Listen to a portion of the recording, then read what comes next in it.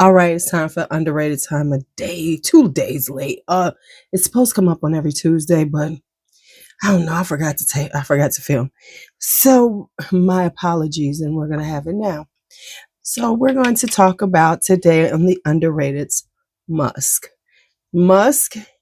I just kind of got more into musky fragrances in the last few years. Before I was like, it's okay. But let's talk musk. All right, so let's first talk about musk and then we'll get into the fragrances. The first thing you need to know about musk is it's in a lot of perfumes. It can be like one of the base notes because it really is a note that helps to create longevity in a fragrance. It helps to enhance certain things in fragrances.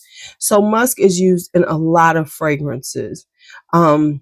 When it comes down to what musk smells like, there is no specific defining way to say musk. We just kind of know what it is, right? Because it has like a clean vibe. To me, it's kind of clean, woody, and slightly. And I wouldn't even say powdery because a lot of the powderiness that we associate with musk is because of the notes that they blend together with the musk. For one. Now, the original musk has been around for millennium, was deer musk. So, and of course, that came from animals. And the original perfume, originally musk was coming from the animal. So it does have an animalic um vibe to it. So, and that is why, because it came from deer musk, it came from other animal musk that they used that gland and the scent off of it in perfumery. Of course, now it is a synthetic that they create to recreate that scent profile. Now, with that all being said, um so when it comes to musk, they can be different styles of musk, there's white musk. People they name them all kinds of different ways and say they are, but for me, for musk, it has to have this kind of clean, almost like effortlessly chic vibe to it. To me, that is what my musk smell like. Like you just put them on and you just smell like you don't work too hard at being pretty. You're just very classic. You're not doing too much. That is what musk gives to me in a fragrance when they're very musk forward. Because of course, because musk is in a lot of fragrances, the fragrances we're going to talk about are ones that are musk fragrances that feature that kind of note. And so that is the backbone. That is what you're getting from the fragrance. So for me, these fragrances, and most of the time when I think of a musk fragrance, a musk forward fragrance, is kind of clean. It usually has a powderiness to it because a lot of times they do use irises and violets with them. So it has this cleanness to it. And it could have some florals, but the florals are usually very, they just enhance the musk. It's all about the musk in these. So let's talk about the underrated 5 that I have for you. Now, this was tough, y'all, because I don't have a lot of musk fragrances. I don't have Narciso Rodriguez's. I have one. So I don't have like an abundance of musk fragrances, but these I have, and I really do enjoy them. So the first one I'm going to talk about is this one. One I'm not showing y'all because it's discontinued and I cannot get it again. I'm having a hard time getting it, so you're only getting 5 and no honorable mention. All right, so this is Musk Cashmere by the Attar collection. I was just talking about this in my underrated new releases because they've come out with an extrait of this. No one talks about this. But this is a kind of spicier musk because it has cloves in it. It has sandalwood. It has the musk in it.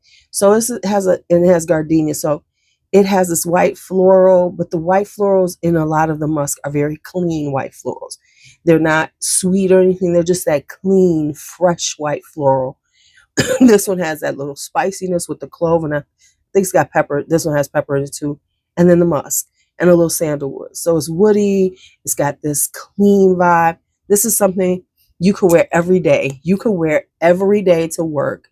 You would not offend anybody. Matter of fact, some with these, a lot of times people wouldn't even know you had on fragrance. They just think maybe you had on a really good lotion. You know, your body care and your lotion is just giving you this clean, fresh vibe. So this is Musk Cashmere by the Attar Collection. This is White Musk by Montal. Now, to be quite honest, I really wasn't thinking about this, and now I want to get the rest of the rest of the musk. The rest of them, I want to get some more musk fragrances from Montal because I have Rose's musk, but now I want a few more. But I digress.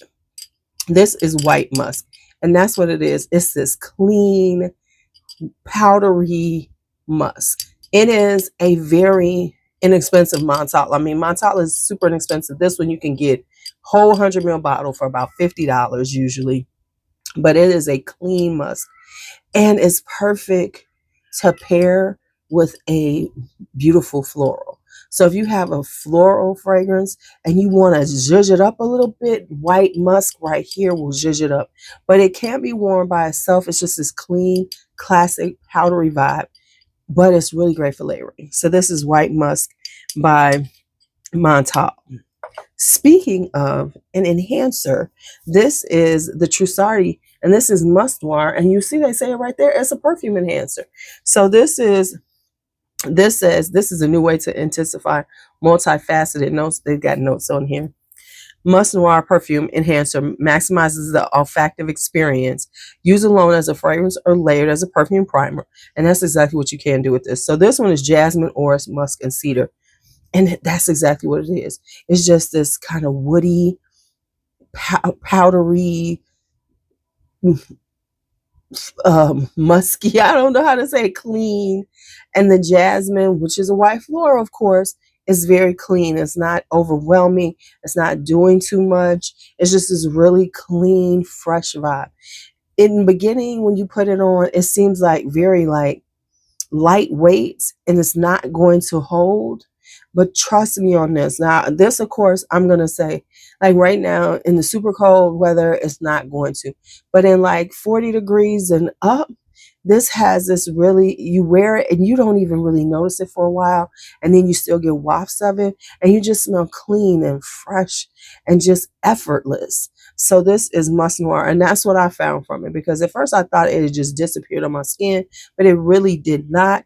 I smelled it hours later, like, oh, this is okay. I smell it. And it was just like this really just very, I would kind of say comforting, because it was just a very relaxing and calm. It was a very calm fragrance to be wearing. So it was Musk Noir by Trussardi, not to be confused with Musk Noir by Narciso Rodriguez. And then we have this one. This is a very underrated Rosendo Matu, and this is number 3. This is Neroli, Iris, and Musk. And of course, it has a lot of other notes, but those are the most prominent. So this is an Iris forward musk. So this could go into underrated irises or musk, because that's what you get. So you get the Neroli, gives us a tad bit of like bitter citrus, and it's got bergamot too, so it's got a little citrusy vibe to it, but really it is a irisy musk, and it's just powdery and musky and just very easy to wear. Very, like, these honestly could be worn every day to work and no one would complain about you. They would just feel like, oh, you always smell just so fresh and so clean. And so this is Rosendo number 3. This is Neroli, Iris, and Musk. And this is my last one. This is my latest one that I've gotten.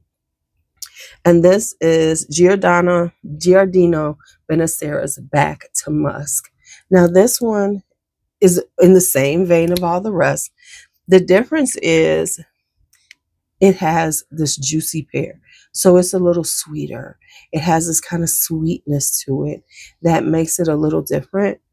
It still has that clean, fresh vibe to it that a musk will give you, but it's got this juicy sweetness, this fruitiness, that and a little spiciness that just gives it a little different vibe than than classic musk have. So this is back to musk. I really like this one.